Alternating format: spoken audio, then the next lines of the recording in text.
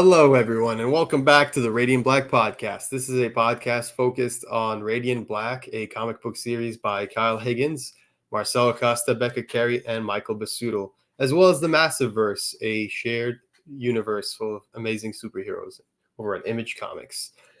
Today, we are going to be talking about Dead Lucky number 5, and I'm joined today by my friends and my fellow co-hosts who will introduce themselves.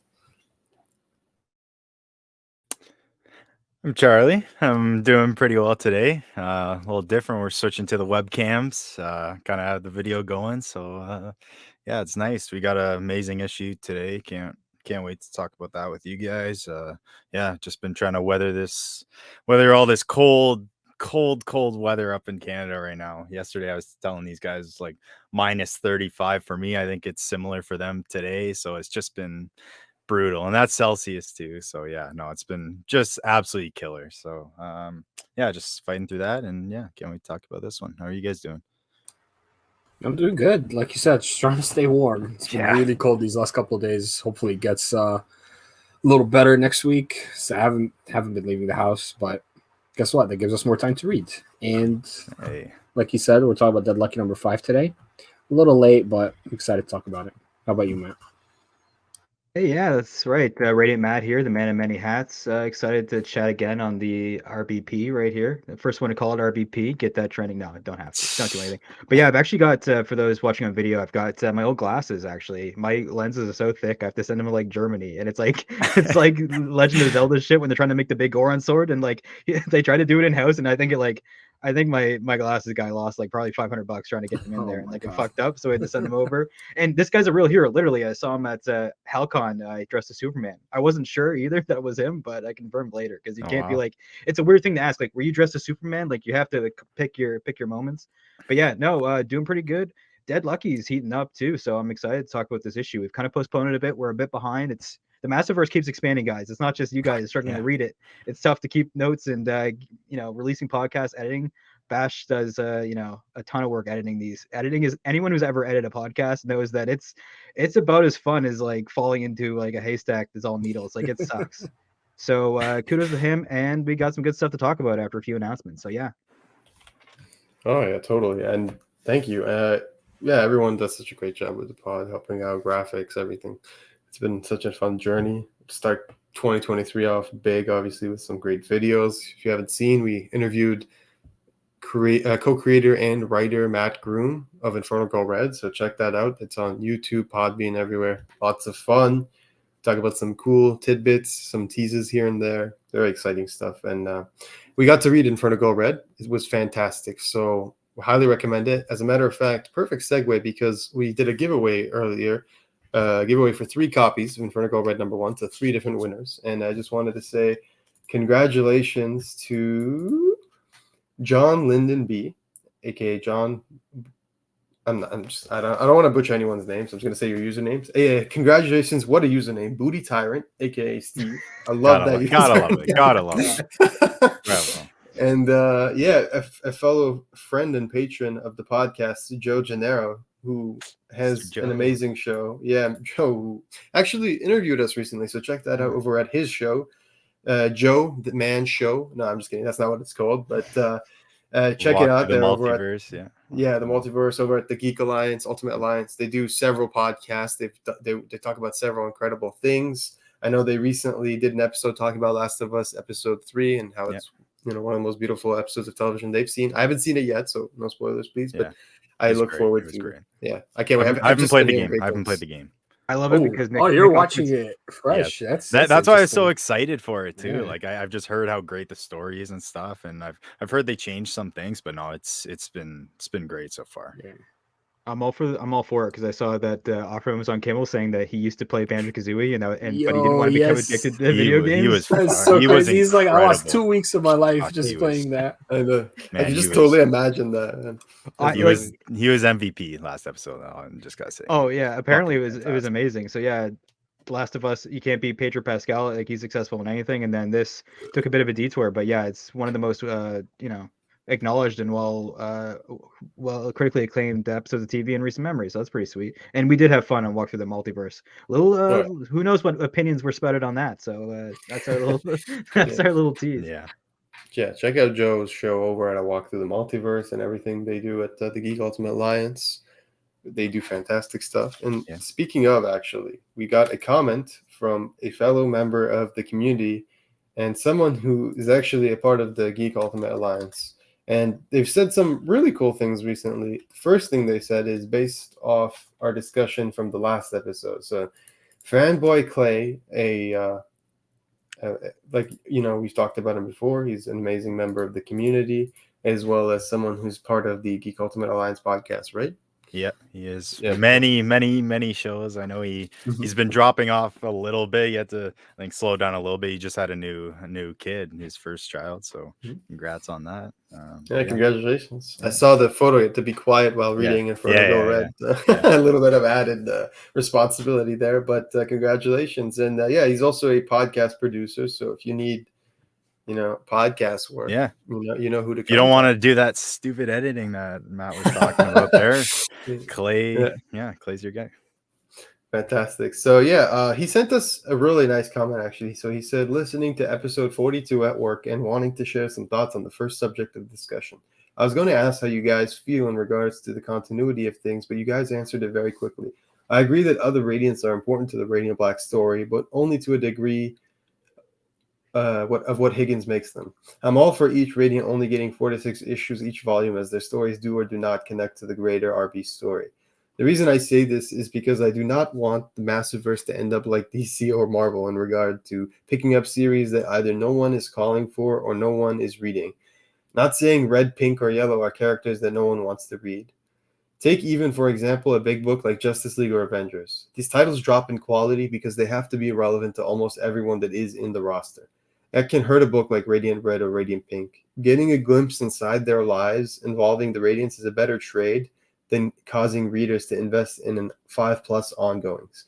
It's a better sell for comic shops as well if you pitch, it's in the same universe of these series, but it's only 4 issues. People would then be okay with picking it up because that would be a cheaper sell than a large commitment to an ongoing series.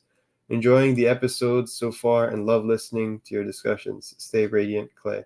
Well, damn, Clay, thank you very much. That's honestly one of my favorite comments that we've ever gotten on the show. And just remember, if you guys ever want to have be part of the discussion, send us some messages. Just do what Clay did and hit us up anywhere. We're pretty much anywhere social media is available or any sort of platform. Oh, that was a direct message on Twitter. So so we read DMs. So don't abuse that. With the stuff that sometimes. Anyway, so that's all I'll say. But the Discord we've got on the Radiant Black Discord, we've got a little tab there for podcast feedback. And reviews also help the show too. On whatever your platform is, reviews help us rise up and get more eyes and ears on the show. So little things like that you don't have to if you don't have an extra $1 or $2 here for Patreon to chip in. Little things like that go a super long way. And we appreciate all. If you want to help the show, just review it. Comment, anything for the almighty algorithm. If anyone even has questions about any of the issues or anything, along those lines, any theories they want to ask us, we're happy to talk. We want to spread the Massiveverse love, right? We want to get Radiant Black out there. We want everybody to read Radiant Black. Keep it going, as much as possible. We want Massiveverse to get as big as it can. We want these creators to feel comfortable and people to check these awesome books out. Eventually, the Massiveverse is going to get so big, not even Eminem can spit it. Just look at what's happening to Invincible right now, right? It's crazy. Seth Rogen, man. Seth Rogen. Just the other day with the trailer. Anyway, Donkey Kong himself. Hey, Jeffrey D. Morgan, too. Don't forget. Exactly. What are your thoughts, though, on before we become just another Invincible episode here? What are your thoughts on what Clay said regarding? I actually agree. I think it's smart. I like the idea of 4 issues. It's like Invincible, where we had those mini series that were very short and they really added to the story, but they came out when they were appropriate. They weren't just we don't need them all the time. If it fits the story right now, I think the Massiveverse has been really smart with how they're approaching it in terms of we're only going to do a mini series when we have a story to tell and we're focusing on a certain aspect of that character's evolution. So whether it's the origin, whether it's how they've progressed past like this moment in the comic books, we've seen with Pink, she's trying to go past some of the obstacles she's faced in her life, as well as trying to attune herself to the changes, like getting superpowers, trying to balance the work life, being a family, having a family, being there the for her family. breakup. But breakup, trying to find love, trying to get some booty action. Yeah. So and then we see in Radiant Red, it was a similar self-exploration for Satomi. We're seeing in what was it? Radiant Yellow, we haven't gotten yet, but hopefully we'll get a Radiant Yellow soon, where we'll explore more of Wendell's life in a particular time in the future and the past. I don't care, because they were all interesting, and I can't wait to learn more about them. Just to add to real quick, I think it's cool that they keep it 4 or 5 issues, because it becomes 6 with the Radiant Black like tie-in issue, and then you can, if you don't want to get the floppies, you can just wait and read it all in trade. And some people prefer it that way. Yeah, that's a good point. It's accessible price-wise. Like, you saw a trade 4 or 5 issues, it's going to be cheap, and the same thing for a miniseries. Like, people can justify it if they want to check out something new, but if it's super long and it's like there's this built-out universe, it might be difficult for it to be. Trades are really nice too. They're really well made. They have a lot of cool back matter too. They're definitely worth it. Yeah. So another thing, actually, Clay recently said is he echoed some of the sentiments that we've all had as a community, as a Radiant Black community, as a Massiveverse community. All of us have said at one point or another, us here on the podcast, people on the Discord, even people outside the Discord have said, when are we going to get that legend, Dan the Man Mora, to do something associated with the Massiveverse? And Fanboy Clay, he took to everyone's thoughts, and he echoed those sentiments loud in Twitter, and bravely and boldly.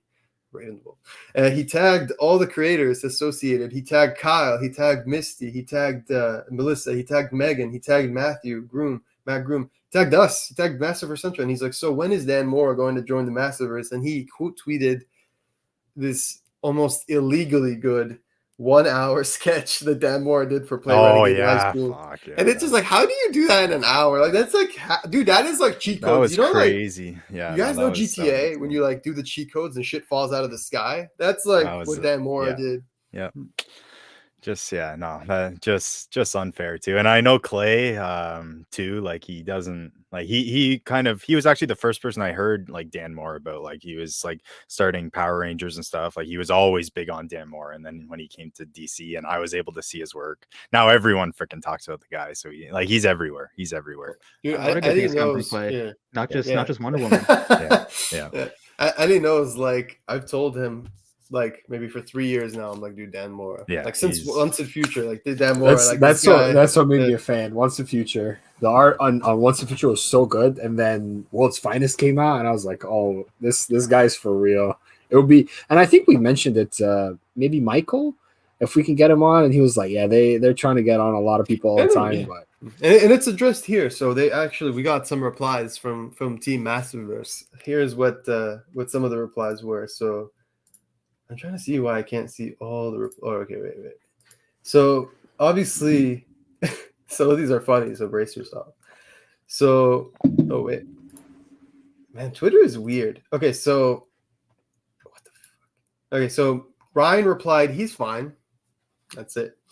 Matt Groom replied, everyone at Team Massiveverse is a huge fan of Dan, and I feel confident in saying that we'd all take any opportunity to work with Dan in any form in a heartbeat, but he's a rightly busy guy. And I think Michael said pretty much the exact same thing when we had him on. And then Melissa said something to the effect of, for some reason Twitter's being read, but she said something to the effect of, we're all Dan Mora stans, basically. Yes. Yeah. So Dan Mora for Supermassive 3. Dan Mora for Supermassive 3.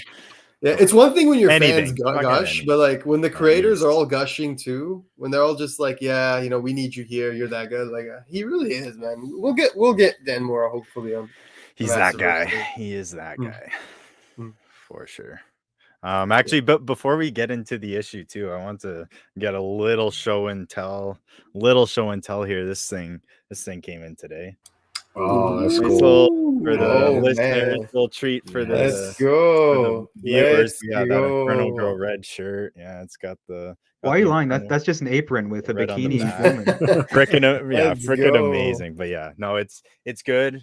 Just a warning, I'm gonna like this size. Like I've gotten a lot of shirts. This one I got the same size, but it fits a little small, so I'm probably gonna end up sending it back for a bigger size. But they are like, I know like the people at Black Market Narrative, they are so good with customer service, so I'm not worried whatsoever. So, but yeah, no, their designs on there, Black Market Narrative. Go get your shirts. Go get your shirts. Awesome. Hell yeah. I can't wait. I gotta put an order in soon, get myself some Inferno Go Red. Yeah, Good or luck. order it a little bigger if you're a little bigger. Yeah, than yeah, you no, normally that do. I feel the same way. Yeah, this one's a Yeah. little bit tight. Yeah.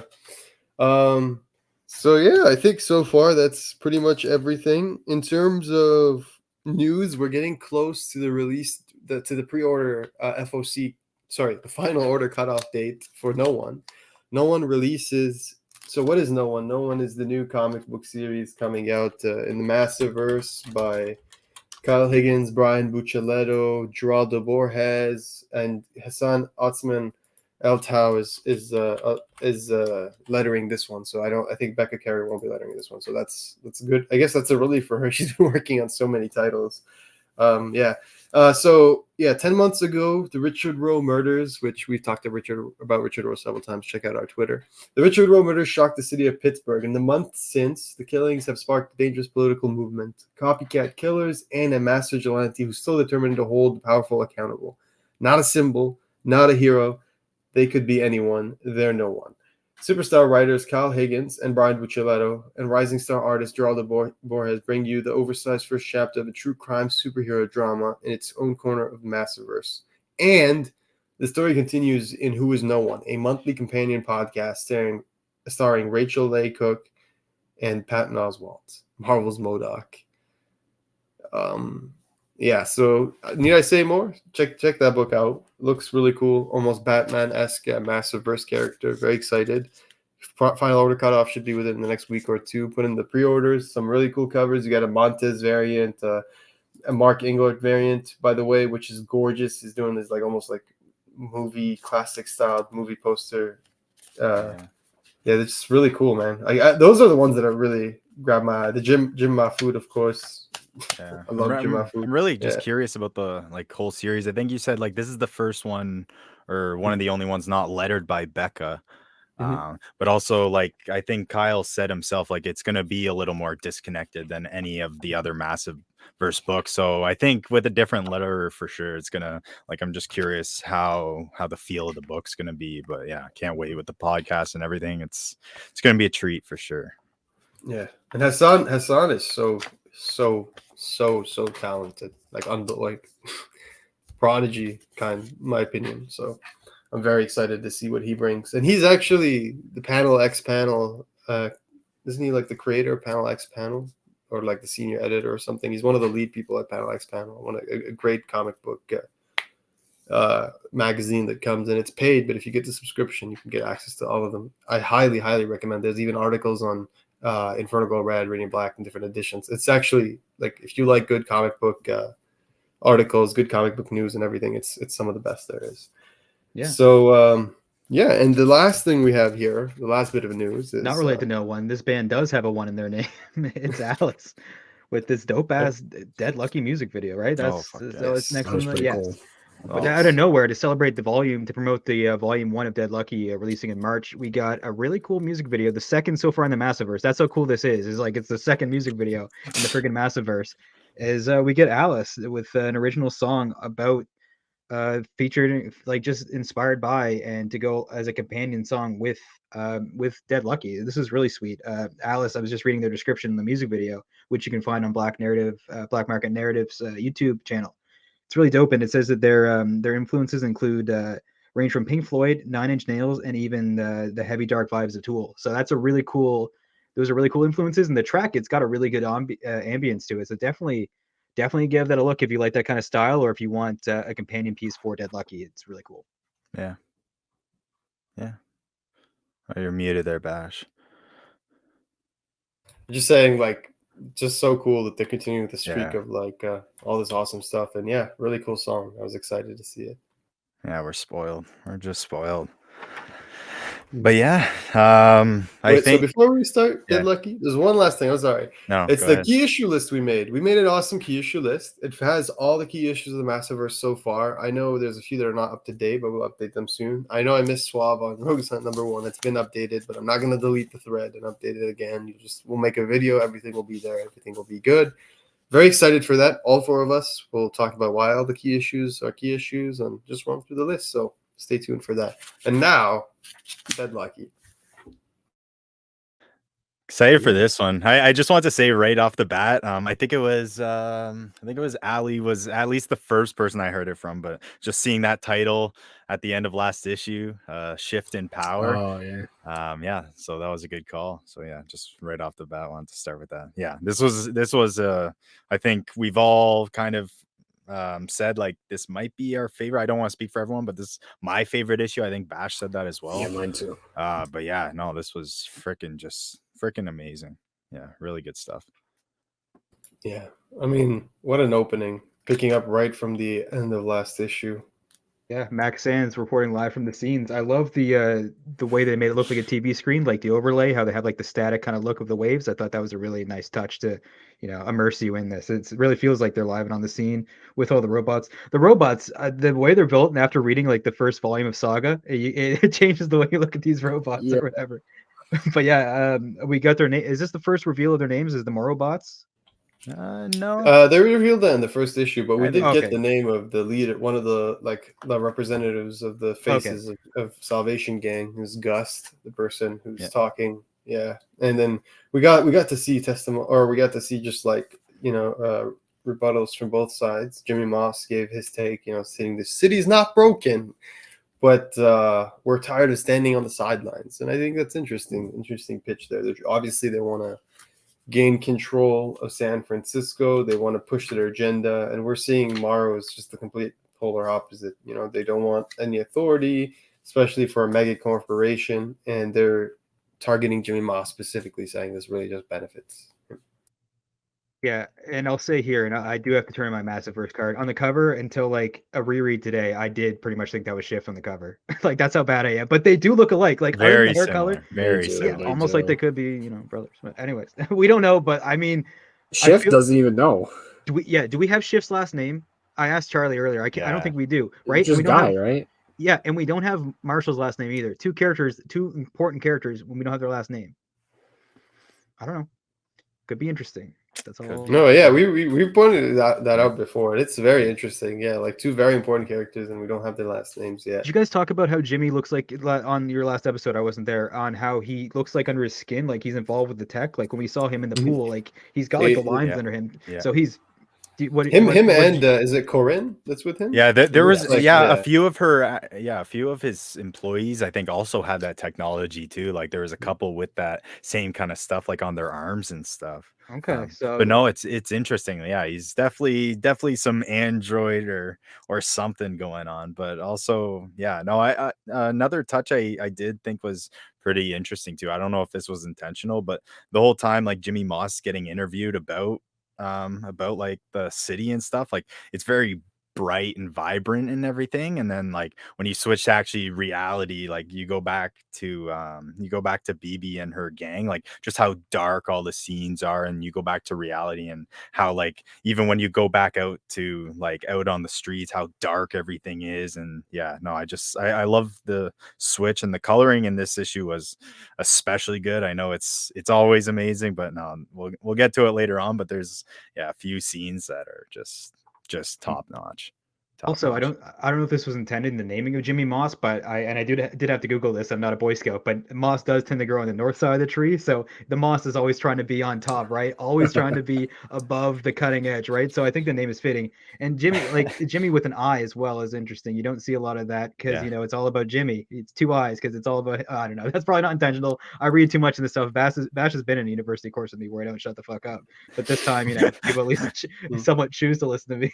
So yeah, there's that. So yeah, I think Jimmy Moss is a cool design, and I like how I do think there's a connection between him and Guy. There's a reason he's we'll talk about it later, but I do think there's a reason that he's bringing his mercs to help Salvation Gang. Yeah, and it spawns an interesting alliance, right? Like the circumstances, and it's like the enemy of my enemy is my friend, kind of sort of thing. Is like, so that's what happens here. We get a circumstantial alliance, and we see that not only does Salvation Gang want to team up with BB and her robots to, they have an idea. They're like, why don't you use these bots to power them up? And then guess who shows up? Your friendly neighborhood Shift. Things were going to get shifty when you saw that title last issue, and things did in fact get shifty. It's like you get his signature just like leaping into the issue. You know what I mean? He has to go in like feet first because that's how Shift is. I gotta say, I love the way French draws him. Really slick, really slick. Love it. Very, very true to how Marcelo draws him, but also just you could see he's doing his own thing. And I love this action scene, this initial action scene with him leaping at her. Eddie freaks out, gives it the old BB yell, and then that's where we see some really cool moves from Shift, but to no avail because BB is ready and she doesn't joke around. But Guy knew what he was doing. It seemed like he wanted a demo, and he got one. I love how differently their first interaction went compared to Satomi in Radiant Red. Like Satomi at that point was still kind of timid and unsure of how to react to him, but BB's taking no shit. She kicked his ass, knocked him down, grabbed him. If it wasn't for the Salvation Army people, like she could have definitely kicked his ass. Yeah, that's a good point, and it actually really that just reminded me, like reading through this little part, like really did give me Radiant Red vibes, like the whole heist and setting up, like the planning and all that. So that was, and maybe because Shift was there, that did help kind of with those vibes. But no, I love this whole kind of team and all the new characters we met in this issue. But no, it was just cool seeing Guy in here, and he brought the robots, right? I think so. He brought some presents along with him. I assume so. Yeah. I think he gave those robots to BB. I think that's the way I took it, or did they steal it? I think the Salvation Gang brought the bots, right? Oh, okay. Yeah, and then I don't know if Shift is in charge of them or not. I got an impression that they're working together. Yeah, he said he showed up with bots and mercs, so he brought the bots with him. So yeah, Guy's hooking everyone up here. So Guy's like a freaking he's just like an arms dealer at this point. He's just like fanning the flames. Arms, legs, big ass robot body, the whole 9 yards. And like I do like the comparison between how BB handles the situation and how Satomi handles it, because Satomi's more molded by her world, more boxed in with everyone kind of fucking things up for her. BB she's probably dealt with a lot of assholes in the military, let alone on the other side of the other side of the trenches and stuff like that. But BB is not going to take any shit from Guy, and she's also physically about as big as him. Like Satomi's a little more, she doesn't have the stature of BB, and BB, the whole world's crumbling on her, and she's not going to take shit. Like, this is important. Like, this Shift guy, their entire, like, she could lose her town if this guy doesn't have the goods. So it's a really big deal. No time for witty tete. Yeah, you can see how confident she is because she's talking to Spaceman, Tanky, and Ghost like in front of them with no fucks given, and even Shift's like, who the hell are you talking to? You know what I mean? Yeah. So she's so confident. Like she's just like very reserved, confident in her abilities. I think she has a good assessment of the situation. In terms of like compared to Satomi, who was nervous, she was always second guessing herself, sweating. Like you could tell, like she was a newbie. Yeah. And I love like the development too. Like they've shown to make BB like we know her like this. Like I think it was that flashback we saw her at the bar of that guy like picking on her and her just showing her like standing up for herself and just showing like how strong she is. So yeah, that's a good you can almost see her leading like the charge in Supermassive 2023. Like that'd be cool. Something. Cool. Like I think she'll be calling the shots, right? Because I think out of everybody, she definitely has the most like leadership. She's the most tactical. She's the most tactical, right? She has experience, like combat, like real life combat experience. And she wants to succeed. Not like they're looking for war. Like the Salvation Gang wants war. She's like, no, how are we going to complete the mission? We're going to go sneak in the mayor and talk to the mayor directly. Like she doesn't want bloodshed. She's not there to beat the shit out of people. She's there to provide win with as few casualties as possible, because she knows what those casualties are like. They've never left her, so yeah. So yeah, it's interesting. We see that they talk, and then they start developing a plan. And we've got like everybody here, right? We've got Winston here, and she looks awesome. And I've really liked Winston as an addition to Dead Lucky. I think she's a really cool character. It just reminds me of a lot of different things I've seen in pop culture, but also in her own like cool way. I wish it was Winston. If we have Gust, we need Winston. The D should be there. But other than that, I like her design. Yeah, a very cool design. And I gotta say, she comes.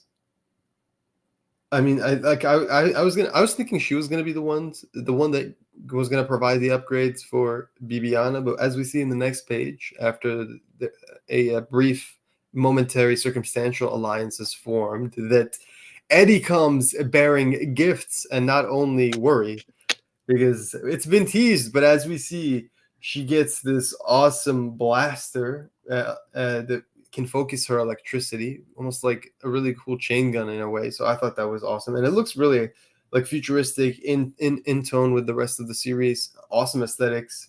Almost And looks they like a get this skull new on the one. stock too of the Yeah. gun. Like it almost looks like her skull a little bit. Oh yeah.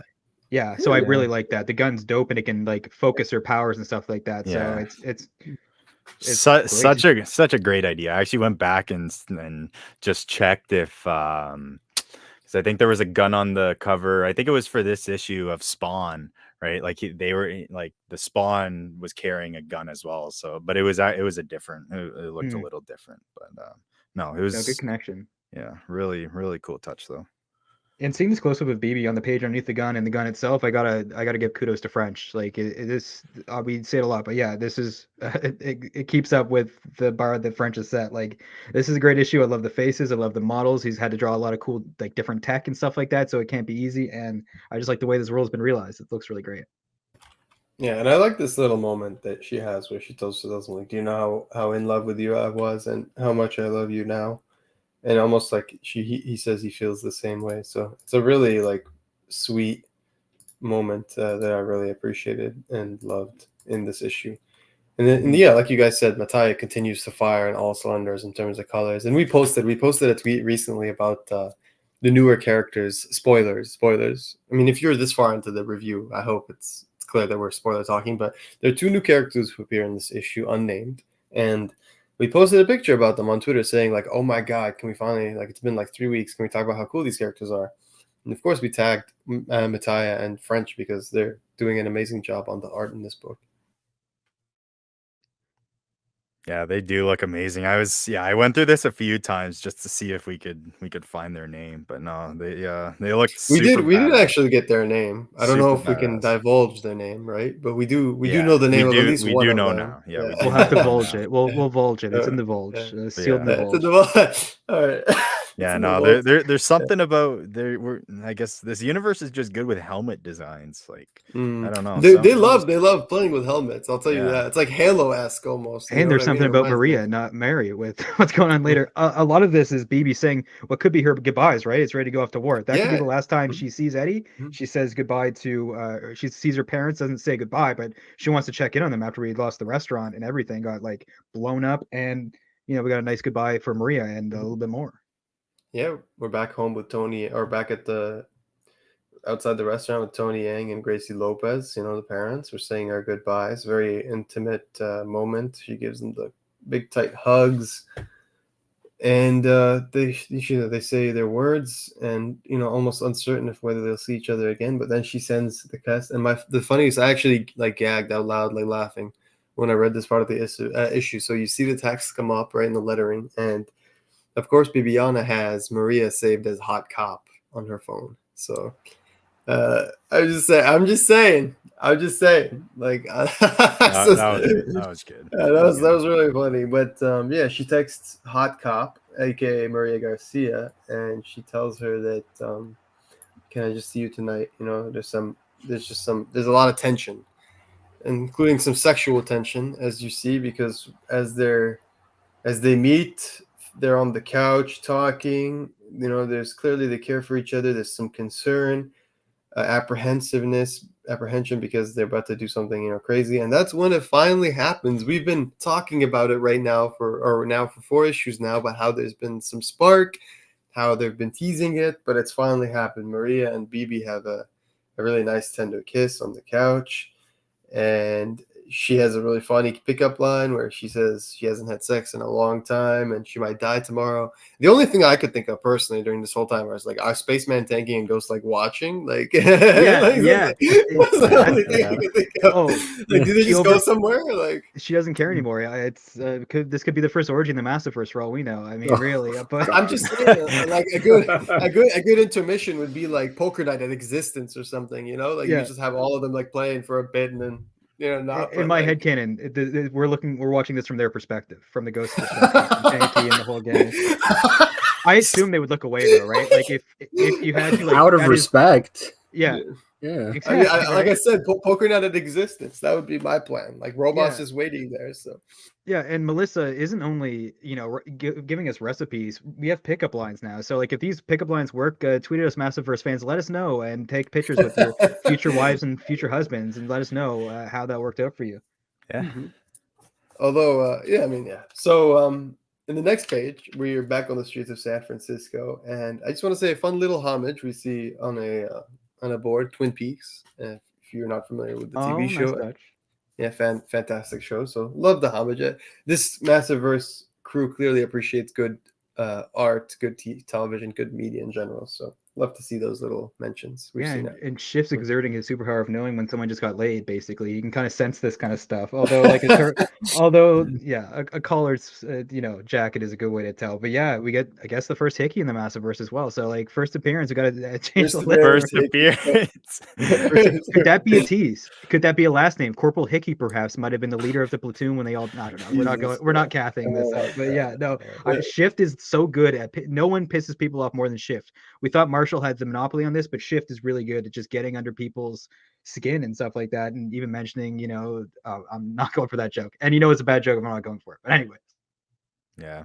I love their I mean, dynamic though. I love their dynamic. Just they're both so hard ass kind of, and just kind of the way they talk with each other. It's good stuff really. And yeah, it's kind of it's nice to just see Guy like around. I know we've said this before, but it's just nice like seeing him being that corner piece of the Massiveverse just kind of spreading around. So yeah, it's just awesome for sure. Dude, I like how he doesn't pull his punches. He's like, yeah, I did my research too. Lots of redacts on your file. Calling card of a special ops squad leader. Like, he's just straight up called her out on her bullshit. He's like, yeah, no, you're not gonna slip past me. And I was like, very shifty. You know what I mean? When we have that game where they're talking and he says in time, Captain, I'm getting like what's his name? David vibes from Prometheus, like the android that they had Magneto playing and stuff like that. How calm and cool and collected. Like he's a game player and he knows, like, we don't know how many high profile things he's negotiated. Plus we know why he's cocky, because he's dealt with half the Massiveverse at this point and lived to tell the tale. Although we don't know what happened beyond this point. We can't talk about spoilers for Radiant Black, whatever. So I won't mention it, but we'll talk about the timeline stuff at some point of what he's doing and where this takes place. I assume Radiant Black, whatever. I'm not going to get into it. Yeah. I just want to say, I do really like how Melissa writes Shift. I think she nails the tone of the character, and I love this line where he says to her, "Everyone's got a price, Captain. Yours just isn't money."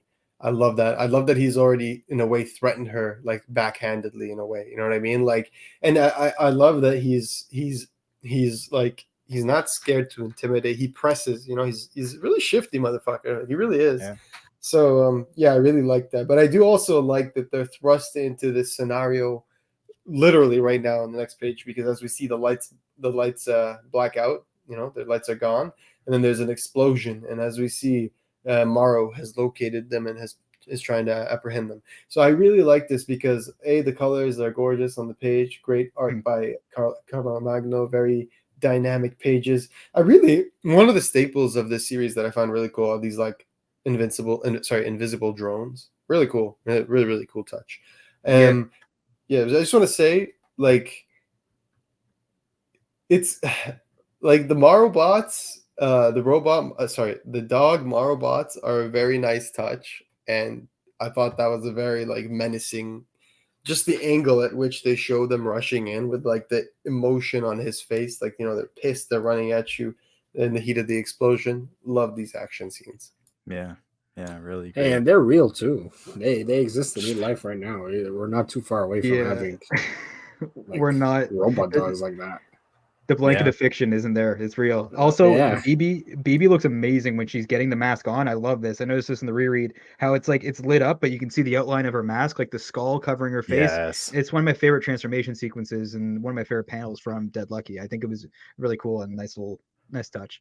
Yeah, looks awesome. And I actually, before we get into this fight too, like I thought it was interesting. Like I think like they're going right now to go, or their plan was to go shut down all the kind of the dormant moral bots to kind of like take away that advantage. But I thought it was really cool that like Guy just pointed out like your plan's not like gonna work like you say it is. So it kind of shows like not only did he like just see through right through her about the hickey, but like her plan too, like something really didn't add up. You know, like she's smarter than she's kind of letting on. So I like that too. And that just kind of like still I don't think we still know that answer really what she's trying to do. Mhm. But It's a very like Casino Royale, like Chiffre and like 007 exchange, except without like the noose on Bull the rope balls. to the testicles. Oh, Yeah, yeah. It's a more of like a just direct dialogue of threats and veiled, veiled threats and all that. But yeah, fantastic stuff. The page where you finally see Shift and Dead Lucky side by side in costume, like suited up, ready to go. I just want to say, man, everyone in the team involved, like big congratulations and a clap, because that is one hell of a visual upgrade. Everybody on Twitter was talking about it. Everybody on social media, like on the Discord and the Massiveverse related circles, were talking about how cool that was. We were talking about it, and I hope we see it again. So very cool. well, we probably will see it again when we talk about our like best of 2023 list, probably because it is like this is setting the bar really high. Like I know Bash wanted to include this on his best of the Massiveverse 2022 list, which is coming out in the future. Spoiler alert, this isn't on it, but if this wasn't, it's a damn good list. Yeah. I have a question for you guys. Do you think the upgrade is going to stick with her? Like that'll be her norm now, or will it be kind of like a cape mode where she puts it on, or she uses the upgrade when shit gets real? I think she has the gun for good now. I'd like to Mm. say like she has that gun for good. I think she can kind of just use that to her advantage. Maybe she can like I don't know. I don't think like we've seen she doesn't have to be in the robots now, so she can be kind of controlling them, and like the gun can kind of just be protecting herself, kind of thing. So yeah, that was cool. I thought it was kind of just gonna be like her and the robots, kind of electricity, but we've just seen like we saw her like kind of like live wire, like jumping through lights, like through like the electricity. Like we've seen so many cool powers, and this is just such a great way to channel it. And I love it. I really want to see it going forward. I hope. Electric guns, fire swords. We got some good shit coming up here in the Massiveverse. Yeah. But and speaking of like this next page, we get where you get an all out like basically battle between Morrow, the Morrow bots, Morrow's army, and then Salvation Gang and the newly formed alliance. And I just gotta say, BB just blasting away with her new electric blaster. Mara's got some really cool new bots dropping into. They say no, there's no ordinary bot, but that's when we get a really cool picture. One of the coolest of the image, I think of the issue, and I think my favorite of the entire issue. We get Shift and two new, I guess you could say, mercenaries that are part of his hit squad, and they're standing there and one of them on his left is dressed in almost like a green sort of suit, and the other one is dressed more with like a cloak and a hood, just looking very cool, fire-based guy. Really just slick designs overall, honestly. I gotta say, very much enjoyed this. I'm not sure if we can reveal the name of the character yet, but Melissa has told us the name of at least the fire character. So really cool stuff. And so this makes this issue a key, obviously, for these two first appearances. Yeah, awesome. And I think we said, this was also the first appearance of their super Moro bot, right? Like the kind of upgraded one. So yeah, they were kind of freaking out about that. It's got a little more technology, but yeah. It's got the mermaid man belt, the little M there, and it's not just a one bow. They're ready to kick ass. Oh yeah, fuck yeah, and it almost has. It looks like I would have given it the blade feet, right? Like I don't know what the legs are like if they have sharp edges on them. Oh shit, yeah, that'd be pretty sweet, like Kingsman style. But yeah, the robot is nice that not only like we can just deal with what Mario's doing, but they've also got even better robots. Like we don't know how advanced their tech is, and that's how they're that big a threat because you don't know what else they're cooking with. And now that they know Dead Lucky's out there, they'll probably have electricity resistant kind of stuff coming up. Like they'll have like a wooden robot coming up. Who even knows? Futurama style, yeah. And one thing Melissa promised us when we first had her on the show to talk about the impending release of Dead Lucky then was she told us that this was the bots book. This book is going to have a lot of robots, a lot of big bots, a lot of big action. And she did not lie. She delivered. The team delivered on that promise. We've got so many memorable moments throughout Dead Lucky so far, including in the very next page where we get Dead Lucky just blasting into the not blasting, more just like blowing, he's like landing into the scene with 3 new bots. She's controlling all 3 of them at the same time with her powers. So we're getting a better grasp of what she can do with her powers at this point. Because she wasn't even sure, right? She was uncertain if she could do that. She was like, "Do you think I could run all 3 of those?" And she did. She is. Well, I don't know if it's like explicitly stated, but I would think that each one of her like platoon members is controlling a bot, right? Ghost has one. Okay. Yeah, she says Dead Lucky that's kicked some ass. So yeah, I think it's like somewhat, that's what. Yeah, I think that happened before too, like escaping the fire with all the moral bots, right? Like we saw one ghost take over each of the little bots. So yeah, I think that theory's right. But no, these ones look awesome. The one with the little glass bubble on it. A little concerned about kind of the durability of that one, but must be some strong glass, But that flying one is definitely my favorite design personally. And they're rounder too. These are round boys. They're not like the tall, like sleeker things. These guys, like they're dense. Like it'd be like the little hamster from Overwatch. They're rolling to a ball. It could be like wrecking ball. You don't know what you get. Like if these things can move, they're probably slower. But how are you going to stop them? Seriously, without an EMP, like these things look like it's hard for me not to see an Among Us character right now with the way I'm looking at it, but. These things would beat the shit out of it. Like, how do you stop that? Like, even if you have monopoly of the city, this is definitely the threat that BB needs it to be. So these guys will back off, and Morrow might rethink what they're doing because, half of taking over is if people give up, it's way easier. But now there's a fighting spirit, and and they, let alone with some power from Shift and everyone teaming up, Morrow might have to back up. Some have speculated that like this is almost a foreshadowing of another assist that Shift will have in the future during the Catalyst War. Like some have speculated that he's going to come during the Catalyst War and bring like more army to help, not lose Earth or something like that. So that's interesting. I could definitely see something like that happening because like we've said several times on the podcast as we've reviewed the issues and seen the evolution of Shift as a character is that he seems to be a character that shifts between all the titles, right? Like he's the one who links a lot of these titles together. He seems to be the one that links Radiant Black to no one, at least one of the links, because we've also seen as another person recently showed us on Twitter, someone from the League of Comic Geeks community who created actually a chronological list of the Massiveverse released titles, which is really fantastic. So check that out. His name is Realm Rider on League of Comic Geeks, and his Twitter handle is Jake_Warta. So he's a follower as well. So awesome member of the community, Jake. And he asked a question, and we've joked about this several times that there's a background character who might end up being like someone significant. He has a question. So there's the Rose in issue 13 of Radiant Black, right? And when Marshall is at the bar with Nathan, having been back right after his recovery with JJ, and he sees the Rose, or is it which I don't even remember, but he sees the Rose sitting and he says, "Oh shit, I gotta go say hi to the Rose and stuff." So he asked Kyle Higgins, he said, "Hey Kyle Higgins, is Richard Rowe connected to the Burnett's family friends, the Rose, that were in an issue of Radiant Black?" And Kyle replied, "Oh man, wouldn't that be wild?" It's gotta be. You don't even know what this book is yet. You don't even know what this book is yet. I mean, no, for sure.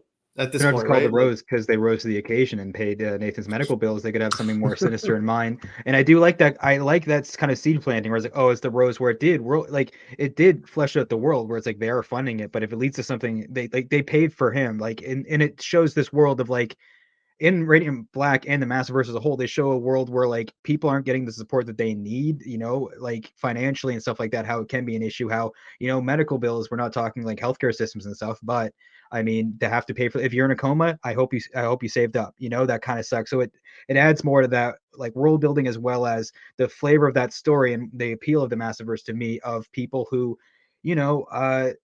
Inferno Go Red plays into it a lot of, and I'm not going to spoil Inferno Go Red, of like these themes and like overcoming situations and people coming together and stuff like that in a world that seems like it is.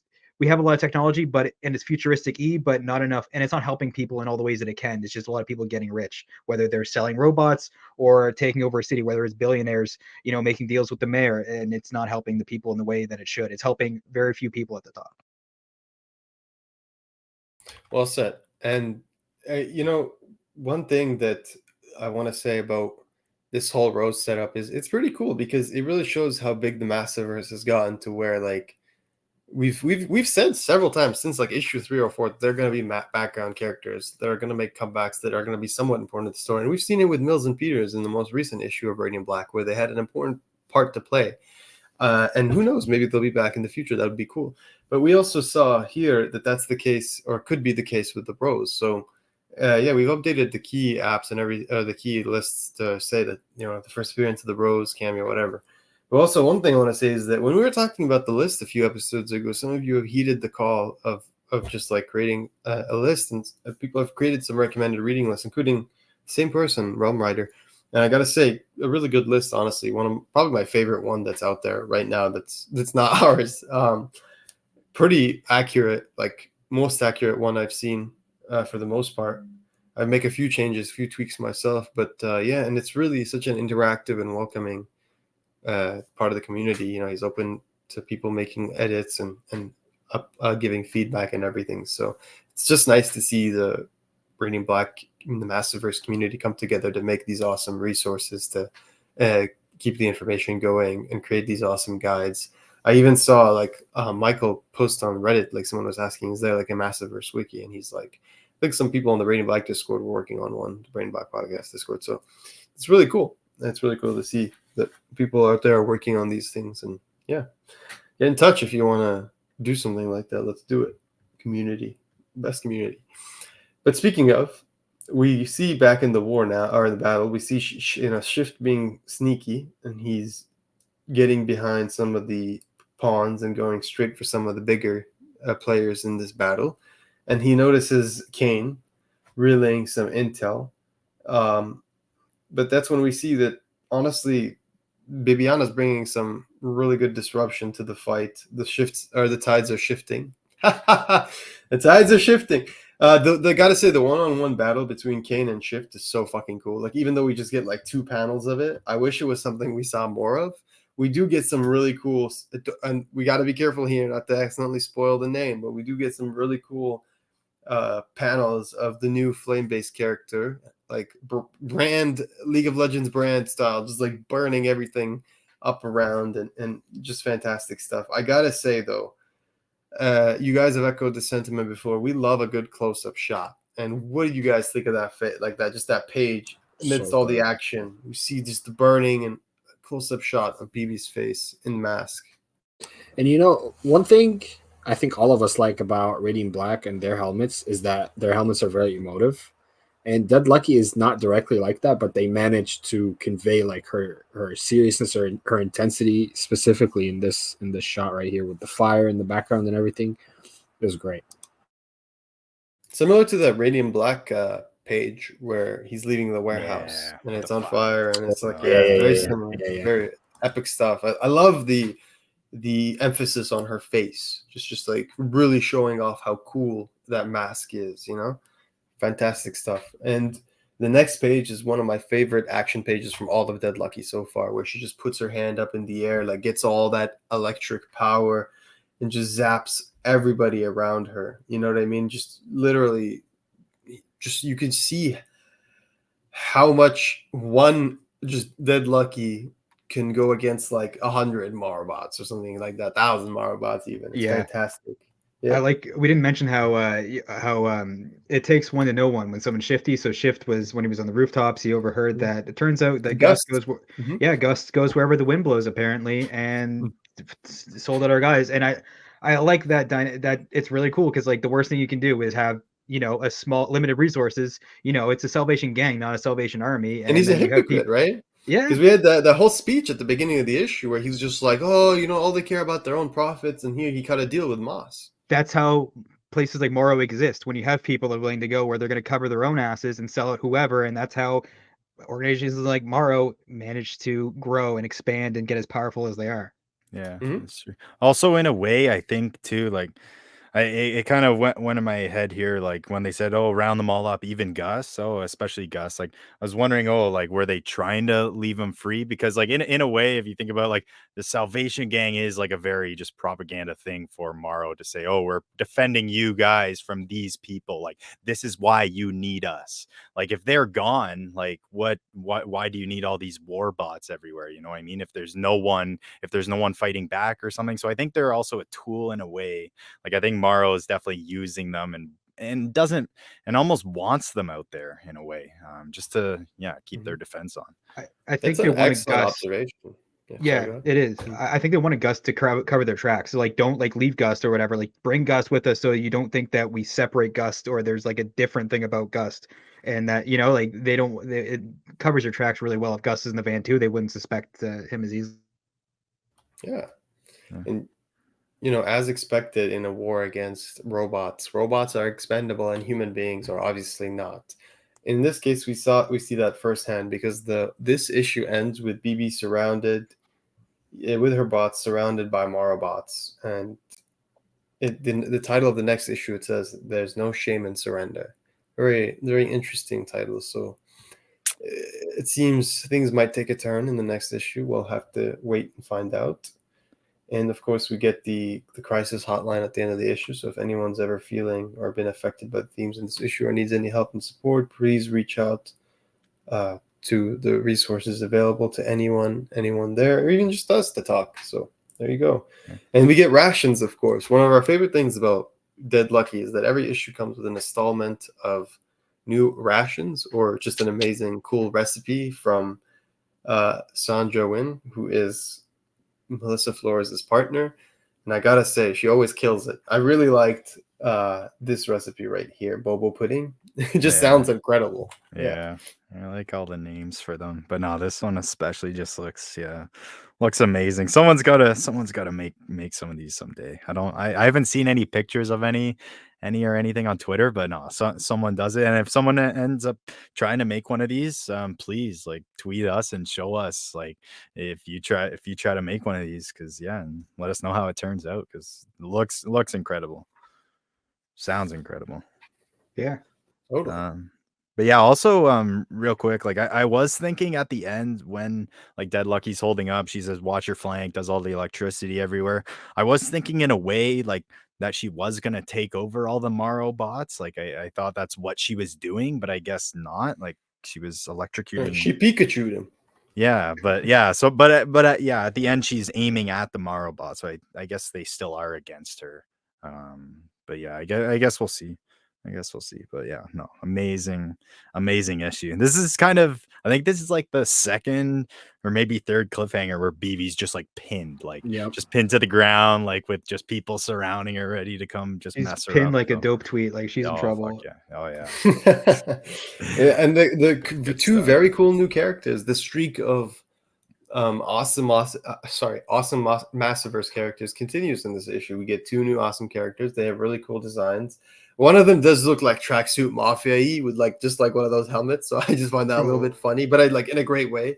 The other one, I really like that one. Is more, you're tugging on my heartstrings there because you got a fire-based guy and he just or we don't know what the gender is. I get Cataclysm and Suave vibes from both of them personally. Yes. Yeah, Cataclysm. Yeah. So yeah, and I like that it feels appropriate. Like they do feel more like tech-based heroes as opposed to like everyone's been thematically appropriate in terms of their respective series. Whereas like in Rogue Sun, we got more of the supernatural, Lord Leviathans, Demonicas. You know what I mean? Fantastic stuff. Really looking forward to next issue, and I think it lends some credence to Charlie's thesis earlier that we see on the cover that she's still wielding the electric blaster. So hopefully that's a mainstay because it is very cool addition to her overall power set. And I've got a question for you guys. So we've seen that Shift is helping the Salvation Gang. What do you think his motivation is? Like, what do you think he's getting out of this? Access to robots, or what? Probably. Why would he help? I think we got a tease of that in Radiant Black, right? I think if if I'm not so mistaken, at least this is part of the angle. I think part of it is to recruit a friend like BB. I think right now you've seen him take a particular fascination with superpowered beings. And when you see him, and this is spoilers, so for the next 20 or 30 seconds, please skip this if you haven't read Radiant Black 21. In Radiant Black number 21, you see Shift say that you, Satomi, like the girl playing teacher, whatever, you're all wasting your potential, wasting your power. You're not doing enough. So I think he's really trying to recruit an army to fight the Catalyst War. Okay. Also, someone with electricity powers, when you've got a bunch of machines to power, like I can easily see her like chaining her up, and then you're you know, like, and being locked up and just being a battery would be terrible. Worst case scenario for BB if he was really that much of a bastard. But he does like to get these like personal relationships with people, right? Like it's almost like access, right? It's like knowing more people in a business just opens up the connections that you have, and your vision and what you can see in knowledge is really important in these situations. It's not just an expression for GI Joe. Knowledge is power, and Shift is trying to shift, and it's a power shift. We made those puns. Like I do like that element, and Shift, he's a very Honestly, even if he doesn't end up recruiting BB, he can always recruit like Salvation Gang people or get Maro Tech and then figure out a way how to use it, because like you said, he's prepping for a war. He can have all the tech in the world. If he has no one to use it, then it's kind of useless. That's kind of the way I took it. Like, I don't think he's directly with Salvation Gang, but like, what better group of people can he sell all of his tech to that really need it? So yeah, I just think they're kind of the perfect, not victim for him, but kind of just like the perfect group for him to just kind of just keep supplying stuff to. I mean, get the I guess totally. Yeah. Everyone's protecting their interests. So yeah, I mean, another fantastic issue from this creative team, and we'll go run them through real quick at the end here. So we got writing by Melissa Flores, art by French Carlomagno, colors by Mattia Iacono, and letters by Becca Carey. Another awesome issue. Really enjoyed this one. I think my personal favorite of the run so far. I think Charlie's as well. So awesome stuff. Yeah, mine too. All of ours. There you go. 4 to 4 thumbs up. Yeah. Is this a 6-issue mini series? No, so it's ongoing. What I've heard is that they're not soliciting the next issue of this and Rogue Sun because we have that one like hiatus month for Supermassive. So that's what I've heard so far. So if don't be concerned or don't be alarmed if you haven't seen the solicits for the new issue yet. They might just come out with May or June. So fingers crossed, we'll see some really cool stuff soon. And like we're gonna see them in Supermassive 2023. They're all gonna be in that issue. Yeah. So we've already seen the artwork by Danielle. We've seen that.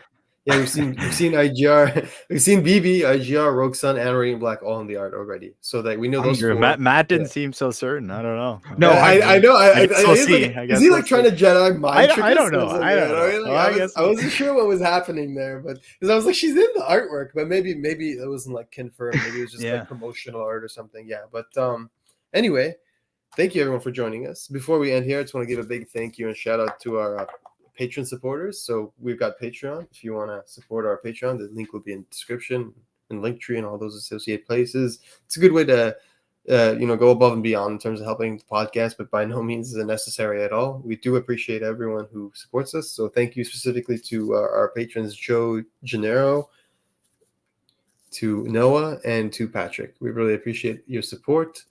And if you want to just support us, in the easiest way possible, please just drop a like, a comment, to subscribe. Any way to feed the big algorithm monster, which is basically the singularity at the end of everything. And people who made it this far, who's surrendering next issue, BB or Moro? Who's going to surrender to who? Who's in the real power position? I think BB probably has a plan though. Because like Shift is like such a shifty bastard that I feel like even if BB got caught, he'll slip between. You know what I mean? Not even get caught. If it looks like they're not gonna win, he's just gonna run away. Yeah, I don't know. He's not gonna wait to lose. I can very much see her just turning all those super bots around and just pointing all the guns at all the Maro of cops and just kind of just turning the kind of narrative there. But I don't know. I think BB might go in, but I'm wondering, like, I don't know, will they, like, if she goes in for questioning or anything, like, will they find out her identity? Will they let her, like, Matt Murdock keep on her mask in prison? Like what's it would be cool if in Supermassive, if they kept the robot that Wendell is trying to get answers from, and then BB like took over it and then just had it like do like You heard it just here actual first. stuff. Just like it's like, oh, fight for us, you know, that would be really cool. That'd be just saying. sick. No, Yeah. that's true. But anyway, because they kept it, so you could use Yeah. it for answers, you could use it for more. Anyway, thank you so much for joining us today, everybody. We'll see you next time, and stay radiant.